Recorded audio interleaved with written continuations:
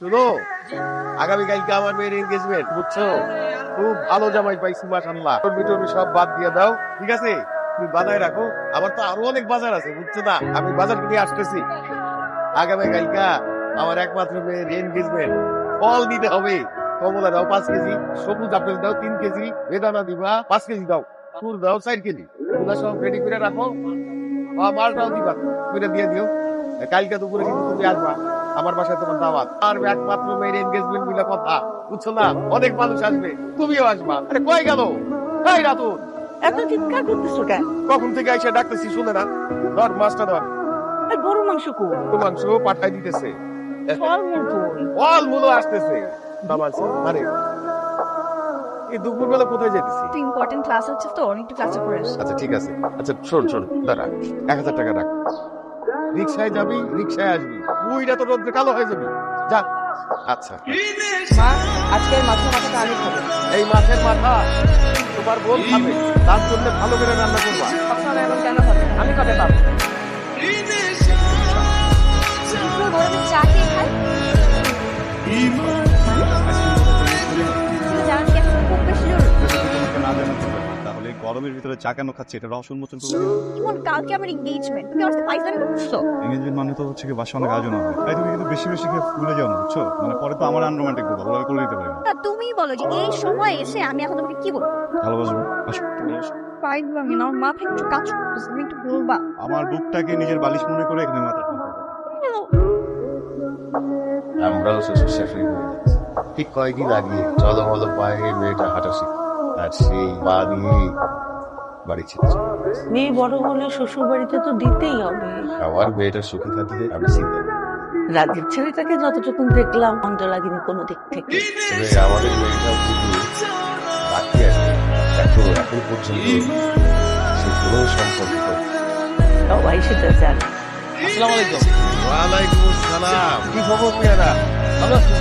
আমার মাইয়ার তো বিয়ে ঠিক হয়ে গেছে। আমার তো খুবই ভালো, দেখতে যেমন অবস্থাও ভালো। 10 তারিখে বিয়ের দিন তারিখ ঠিক হয়েছে। তোমাকে সবাই দেওয়া আসবা। ভাইয়ার অন্য কোনো জায়গায় সম্পর্ক ঠিক আছে? আরে দৌড় মিয়া, মিয়া বংশের মাইয়া লাগে একটা। এই ধরনের কোনো ঝামেলাই নাই। বিয়ে বংশে তো কোনো ঝামেলা নাই। বুঝলো না কিন্তু 10 তারিখে দাওয়াত তোমাকে, হ্যাঁ? কয়েকদিন ধরে তুই কিছু খাচ্ছিস না। নেব না করতে পারবি না, তুই কয়েকদিন ধরেই খাচ্ছিস না। হ্যাঁ, ঠিক মতো। কয়েকদিন পর গাড়ি খাওয়াও সেটা আমি দেখবো। না খাওয়াই বড় শুনছি। হ্যাঁ, ওকে আর ভোগ লাগে। ভোগ চলে গেলে ওরই সব জিনিস করে। লাইফের অনুষ্ঠানটা আমরা কোথায় করতে পারি? ছাড়ি করলেই তো ভালো হয়। এই বিয়ের আগে নিজেদের বাড়ির বাইরে যাওয়াটা ঠিক আছে। ওই আগে যাওয়ার চিন্তা ভাবনা নিয়ে চলে দুধ বদলাইছে, দুধ পাল্টাইছে। বলে টান দিচ্ছে, তুমি তো হাতটা দিয়ে থামো না।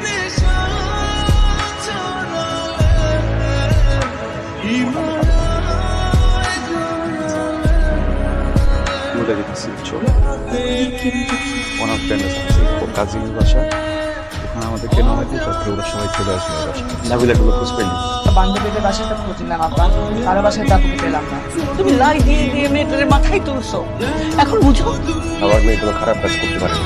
তুই তো দূরে যাচ্ছ, আমার মনে হয় হাসপাতালগুলিতে একটু খোঁজ নেই। এটা তো দায় তো বাবা।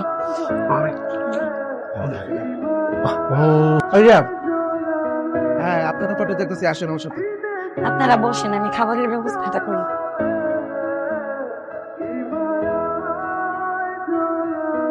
আব্বা কেমন আছো তুমি? আমি ভালো আছি বাবা। আব্বা আমার জন্য দোয়া করো। কেন বাবা, সামনে কি কোনো পরীক্ষা আছে? অনেক বড় পরীক্ষা আব্বা। ভালো মতো পরীক্ষা দাও। তুমি দেখতে গোধূলির মতো স্নিগ্ধ, অথচ আলো চায়ের একটা খেলা আছে। সরি, আমি তোমাকে কখনো দিতে পারিনি। গহনা তো আছে আমার কাছে, অনেক বেশি ভারী তো, তাই পরে নিয়ে রেখেছি। আমার বিয়ের গহনা নিয়ে আসছি। কেন? আমি বলছিলাম ব্যবসা করবো। তোমার বাবাকে আমার কথাটা বলে আসতে। আমার মার বাবা সবসময় পরে থাকো, এটা আমার মার শাড়ি, বাবা কিনে দিয়েছে। এবং আমার বাবা না আমার মাকে অনেক ভালোবাসতো, ভালোবাসে। আমি না আমার আব্বার মতো তোমাকে ভালোবাসতে চাই, কিন্তু আমি না আমার বাবার মতো কখনো একা থাকতে চাই না। আমি চাই আমার শেষ দিন পর্যন্ত তুমি আমার পাশে থাকো। আমি তোমাকে কখনো ঠকাবো না। ঘুমাও। মানে আমি সকল গেলে আসবো। ঠিক আছে, কিন্তু তোমারও তো একটা চাওয়া পাওয়া থাকতে পারবে। যে মানুষটাকে সারা জীবনের জন্য পেয়ে গেছি, আজকে রাতটা না পেলাম। ঘুমাও। জুতার কারখানার দোকানের টাকাটা তো তোমরা কেউ তুললা না? মিয়া বাড়ির মেয়ে বলে কোনো বদনামি নাই, হ্যাঁ? তার বলে দুধে দুয়া তুলসী পাতা, ঠিক পলায় হয়ে গেছে গিয়া, হ্যাঁ? আমরা হলে বিষ খাই আমার কি রে রাতুল, তোর বোন নাকি পালিয়েছিস, কোনো খোঁজ খবর পেয়েছিস? আমি তোদের সাথে আর খেলবো না। ওর মতো নয়, কেমন একটা অশান্তি কাজ করতেছে। সবকিছু ঠিক আছে, তাও যেন মনে হচ্ছে কিছু ঠিক না। কেন? বা আমাকে ছেড়ে কখনো এত দূর থাকিনি তো। ঠিক হয়ে যাবে। তুমি তো আমাকে একটু বেশি ভালোবাসলেও পারো, তাই না? তাহলে তো আর এই কমতিটা থাকে। যাকে ভালোবাসি তাকে আবার নতুন করে কিভাবে ভালোবাসবো? দেরি হলো কেন? বাসে ঢোকার সময় দীপকের সাথে দেখা হয়েছে, বুঝছো? তো বললো বাড়িওয়ালা নাকি আমাদের কি ওর সাথে চিল্লাচিল্লি করতেছে, তাই না? আগের মাসে আমরা অন্য কোথাও চলে যাই। চলো। তুমি বুঝতেছো বাসা চেঞ্জ করতে কত খরচ? কত টাকা লাগে? ট্রাক ভাড়া, মালামাল নাও, শিফটি, অ্যাডভান্স, আরো কত কিছু। 500 টাকা। বাবু ট্রাক ভাড়া করে নিয়ে যাবা? ট্রাক আরে কি থাকে তোমার? চলো বিস্তৃত দিব। ছুটির জন্য ফ্যাসিলিটি আমাদের কেন দেখি চাকরি চলে। হ্যালো, কি বলছি? চাকরিটা গেল। চাকরি কেন? কি হবে আমি? কি করে মা, এটা খুলে দেখো। এই গহনাগুলো না এনেছিলাম, যে গহনাটা তো আমার, তাই না? শুধু আমাদের কোনো প্রয়োজনে আসে গহনাগুলো বিক্রি করে দিয়ে তুমি একটা ব্যবসা শুরু করো। আস্তে আস্তে এগুলো সব বানিয়ে নিয়ে যাবে। সময় না, কথা বলো না, বলছি এটা রেখেছো জন্য রেখেছো। আমাদের হাতে সময় নেই। আমরা যেভাবে আসছি এখানে তুমি নতুন চাকরি করবে, এটা সম্ভব না। যা বলছি না।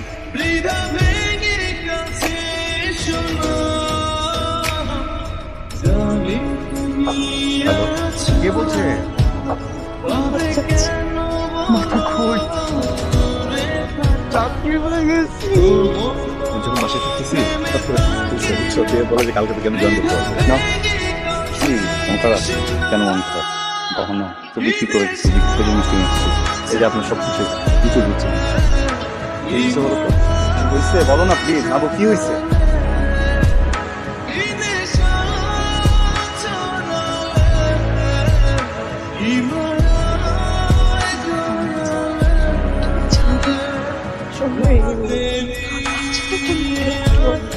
আমি পুলিশে খবর দিয়ে রেখেছি, তোরা আসলে আরেকবার ওদেরকে ফোন করে আমি জানিয়ে দেবো তুই থেকে যাবি, তোকে পুলিশ নিয়ে যাবে। তুই পুলিশকে বলবি ও জোর করে তোকে তুলে নিয়ে যাবে। বলছো খবর কি? আর একটা সত্য গায়ে ভালো লাগে, তুই মাত্রই জেনেছিস তুই কনসিভ করেছিস। তোর বাচ্চা ছেলে হবে না মেয়ে হবে তুই এখন জানিস। দুইজন আমাদের এখানে থাকবে, তোদের সমস্ত ভরণ পোষণ আমার। তোর বাচ্চার ডেলিভারি হবে, 1 বছর পর্যন্ত তুই তোর বাচ্চার সঙ্গে থাকবি, তার লালন পালন করবি। 1 বছর পরে তোদের বাচ্চাকে আমাদের এখানে রেখে তোরা চলে যাবে। আমি এটা কোনো খেলার কথা বলতেছি না যেটা আমি আপনার কাছে রেখে চলে যাবো। পৃথিবীর কোনো বাবা মা পারবে তার সন্তানকে রেখে থাকতে? তোমরাই তো আমাকে শিখিয়েছো। তুমি কি ভুলে গেছো যে আমি একজন বাবা? সন্তানকে তুমি আমার কাছ থেকে ছিনিয়ে নিয়ে গেছো। তুমি কি ভুলে গেছো তোমার কাছ থেকে তোমার সন্তানকেও ছিনিয়ে দিলে তুমি কেন পারবে না সেটা সহ্য করতে? ঘুমের মধ্যে বাচ্চা যখন চিৎকার করে কেঁদে ওঠে, বাবার বুকের ভেতরটা কিভাবে মোচড় দেয় তুমি কি ফিল করতে পারো কখনো? সন্তানকে খাওয়ানোর সময় যখন তার হিচকি উঠে যায়, বাবার দুনিয়াটা এদিক ওদিক হয়ে যায়, আবার হাত ধরে স্কুলে গেছে, সেই সন্তানকে তুমি আমার কাছ থেকে ছিনিয়ে দিয়ে গেছো। তুমি কি করে বুঝবে একজন বাবার কষ্ট? আমার বয়স যখন 15 তখন আমার আম্মা মারা গেছে। আব্বা সে থাকতে সামলাইতে পারেন, উনিও মানসিক ভারসাম্য হারায় ফেলে। ওই সময় দেখতাম আমার ঘরে বসে থাকতো, বিছানার উপরে বসে ঘন্টার পর ঘন্টা একাকি কি যেন করতো। কোনোদিনই আমার এসে জিজ্ঞেস করে নাই যে আমি খাইছি কিনা, আমি ঘুমাইছি কিনা, আমার শরীরটা কেমন, আমার জ্বর আসছে কিনা, সে কেমন হয়েছে, পরীক্ষা দেওয়ার পর আমি কি করবো, বাজে রকম একা হয়ে পড়ছি না। আমার যখন নাবিলার সাথে পরিচয় হয় আমার খুব খেয়াল রাখা শুরু করবো, আমি খাইছি কিনা, ঘুমাইছি কিনা, আমার শরীর থেকে আমি না ভুলে গেছিলাম যে আমার পরিবার মনে হইতেছিল যে আমার সবকিছুই না হলে আমার বাবা, আমার মা, আমার পরিবার, আমার শান্তি। আপনার বিয়ে ঠিক করতেছে, আমি খুব ভয় পেয়ে গেছিলাম। ভয় পেয়ে গেছিলাম যে আমার পরিবার তো মনে আরেকবার হারাই ফেলবো। আপনাদের কথা আমার হচ্ছে পরিবার হারানোর ভয়ে আমি খুব সেলফিশের মতো একটা কাজ করে ফেলছি। আপনি আমার মাফ করে দিয়ে নাকি নাবিলার ছাড়া আমি থাকতে পারবো না, সন্তানরা ছাড়াও থাকতে পারবো। আপনি না পুলিশ ডাকেন, পুলিশ এসে আমরা জোর করে নিয়ে যায়, আমার পরিবার ছাড়া আমি থাকতে পারবো একটু।